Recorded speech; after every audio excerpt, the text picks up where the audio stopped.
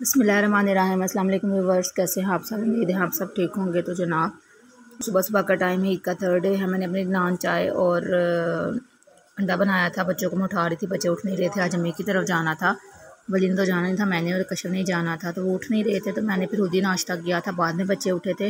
नाश्ता करने के बाद मैं फिर रिकॉर्डिंग वगैरह नहीं की थी, तो मैं बच्चों को लेके तो अम्मी की तरफ निकल गई थी। बोली को मैंने बोला था चलो साथ, उसने बोला नहीं मम्मा मैं नहीं जाऊँगा। तो मैंने कहा ठीक है, आपकी बड़ी मर्ज़ी है। तो मैंने रिक्शा लिया था और बच्चों को लिया था साथ में, बेटियों को। 10 मिनट का रास्ता है अम्मी के घर का, तो मैं खुद ही चली गई थी बच्चों को लेके। वहाँ पे भी जाकर दिल कुछ ऐसा ही था, अम्मी भी रो रही थी, मुझे भी रोना आ रहा था। बड़ा हरा भरा घर था, 3 भाई थे, भाभियाँ थी। अब भाभी जो छोटी है जिसके हस्बैंड फोत हुए हैं, वो तो चली गई मायके, बच्चे दोनों को लेके, बेटी और बेटे अरूश और मूसा को लेके वो मायके चली गई है। तो उसको मैं मना भी किया था, लेकिन उसकी मर्ज़ी है, उसकी लाइफ है, क्या कह सकते हैं। पहले ही उसको इतना बड़ा मतलब धचका लगा है अपनी ज़िंदगी से, तो हमने उसको फ़ोर्स भी नहीं किया। अब उन्हें बोला था कि उसको फ़ोर्स नहीं करेंगे, अगर वो रहना चाहती है तो ठीक है, नहीं तो वो जाना चाहती है तो चली जाए, कोई मसला नहीं है।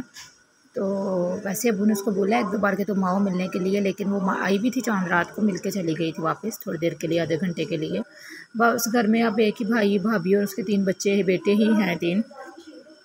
तो उनकी एक बेटी थी, वो 5 साल की होकर फोत हो गई थी बड़े भाई की, और अब उसके 3 बेटे ही हैं। बीमार थी वो जब से पैदा हुई थी, तो आई थी रिक्शे में बैठी हुई है, माइंड से थोड़ा, क्योंकि माइंड बनाया हुआ उसने, गुस्से में थी थोड़ा, माइंड कर गई हुई थी। और ये अम्मी का घर है, हम लोग चेंज करने का सोच रहे हैं। मैंने उनको बोला मुझे ये घर आपका अच्छा नहीं लगा, मतलब जब से इस घर में आए हैं 2 साल से कोई ना कोई मसला ही हो रहा है। तो फिर अम्मी के घर हम पहुंच गए थे, तो अम्मी ने बोला कशफ को कि मेरी अलमारी साफ़ कर दो। तो कशफ अम्मी की अलमारी में से कपड़े निकाल के, जो अम्मी के कपड़े हैं उनको फ़ोल्ड करके तो रख रही थी एक साइड पे। फिर उसने सारे कपड़े अलमारी में मुझे दिए, तो मैंने अलमारी में 1 बाय 1 करके सारे ना सेट बना के लगा दिए। और ये अम्मी बैठी हुई हैं, ये इनका ड्रेन पाइप अभी भी नहीं उतरा हुआ, ये टाँकों के साथ उतरेगा। फिर उसके बाद भाभी ने गोश्त उबाल दिया हुआ था बड़ा, तो अम्मी ने बोला कि गोश्त वाले चावल बना लो। तो बॉयल था गोश्त वगैरह, चावल भिगे हुए थे, तो भाभी ने बोला चावल खुद बना लें। तो मैंने फिर मसाले वगैरह काटे थे सारे, ये इसमें नमक मिर्च और टमाटर हल्दी सब डाल के, तो गोश्त को साइड पे किया था, देखा था, चेक किया था बोटी वगैरह, गोश्त बिल्कुल गल चुका था। फिर उसके बाद जो है मैंने उसमें डाल के अच्छे तरीके से मसाले डाल के प्याज को ब्राउन करके गोश्त को भून लिया, जैसे कि आप सब लोग खाते हैं सेम वैसे ही, कोई मतलब तरीका नहीं होता है, सेम ही तरीके होते हैं। तो बस वैसे ऐसे ही, बस थोड़ा सा कभी दही डाल दिया, थोड़ा सा कभी कुछ इस तरह कर लिया, तो फिर बस। तो ये बच्चे खेल रहे थे, तो चावलों में मैंने पानी डाला हुआ था। हम लोगों की गैस कम आती है, तो काम बहुत स्लो होता है यहाँ पे, तो गैस उनकी बिल्कुल मशीन के साथ आती है। ये भाई के बच्चे हैं, बेटे हैं दोनों, और ये मेरी बेटी साहबा खेल रही है। और उसने जब कैमरा देखा था हाथ में, तो भागती हुई हाय हेलो करने आई थी आप लोगों के साथ। तो उसके बाद ये था कि बच्चे खेल रहे थे, तो मैंने बाहर जाके चावलों को देखा। अम्मी कह रही थी कि कर सबसे पढ़ाई करवानी है, तो जहाँ पे भाइयों को नहलाया था ना, तो छोटे बच्चे कहते हैं वहाँ से हमें खौफ आता है। ज़ाहिर सी बात है, होता है, जहाँ पे मुर्दे को नहलाते हैं वहाँ से थोड़ा सा होता है। तो फिर अम्मी ने कार साहब को बुला लिया था, वो कार साहब आए थे पढ़ने के लिए, तो कार साहब बैठ के पढ़ रहे थे, उन्होंने तिलावत की थी वहाँ पे। तो काफ़ी अच्छी अच्छी हमें सब्र की और वैसे भी बातें बता के गए, नमाज के बारे में भी।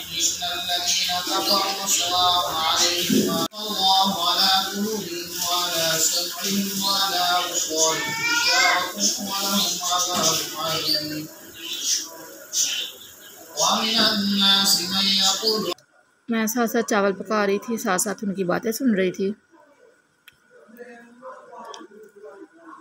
और चावल तकरीबन मेरे रेडी हो गए थे।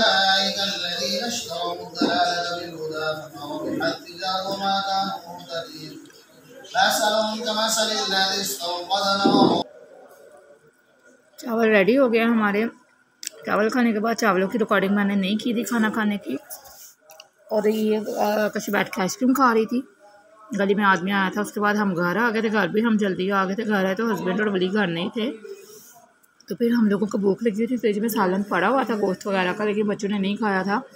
कह रही थी दाल मंगवा दो, फिर मैंने हलीम और दाल मंगवाई थी माश की, साथ में नान 2-3 मंगवा लिए थे। मैं कशफ और आए थे घर पे, बस उसके पापा नहीं थे, तो हम लोगों ने बैठ के खाना खाया था। फूड पांडा किया था मैंने खाना अच्छा था, लेकिन स्पाइसी था। स्पाइस हम इतना खाते नहीं है, मिर्ची बहुत ज़्यादा थी, बट फिर भी हमने खा लिया। वैसे मज़े का था। बच्चियाँ दाल वगैरह गोश्त की बजाय ना दाल वगैरह खुश होकर खा लेती हैं। तो कश्यप का इरादा चिकन वगैरह का था, लेकिन मैंने उसको बोला अगर चिकन खाना है तो घर पे गोश्त पड़ा हुआ है, वही खा लो फिर।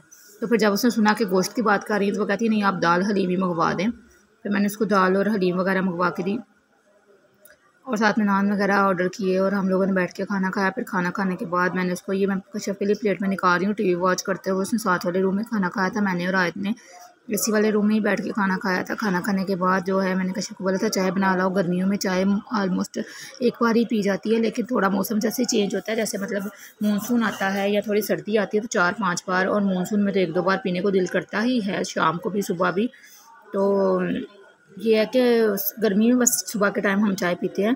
सर्दियों में मुझे जितनी बार चाय दी जाए मैं कोक वगैरह बिल्कुल छोड़ देती हूँ। सर्दियों में बिल्कुल दिल नहीं करता और चाय ही पी जाती है। और आराम से तसल्ली से बैठ के मैंने खाना खाया था। हलीम की जगह पे माश की दाल ज़्यादा अच्छी थी और नान के साथ तो इसका बहुत ही मज़ा आ रहा था। घर पे ऐसी माश की दाल नहीं बनती, मैंने एक बार ट्राई किया है, लेकिन इनकी दाल ज़्यादा अच्छी बनी हुई थी।